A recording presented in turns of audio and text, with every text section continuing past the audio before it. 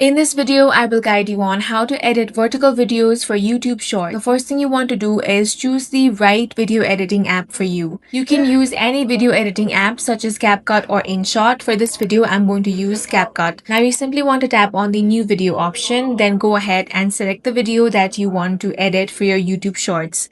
If you want HD quality, you want to select HD over here, then tap on Add. Now, you want to make sure that the aspect ratio is 9:16. For that, you're going to find the option of aspect ratio here. Tap on that. Now, you want to select the option of this one, 9:16.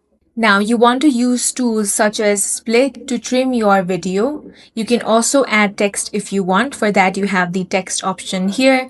If you want to add some music, you have the audio option. You also have the edit option here. You can add some effects, overlay, or captions if you want. Once you're happy with the result, tap on the export option and export that video. Now, launch open YouTube app. Now we want to tap on this plus icon. Here, make sure you have set that to short. Now tap on the add option. Go ahead and select the video that you just edited. Then tap on the next option. Now, if you do not have any editing app, you can edit your video inside the YouTube app as well. For that, tap on the next option.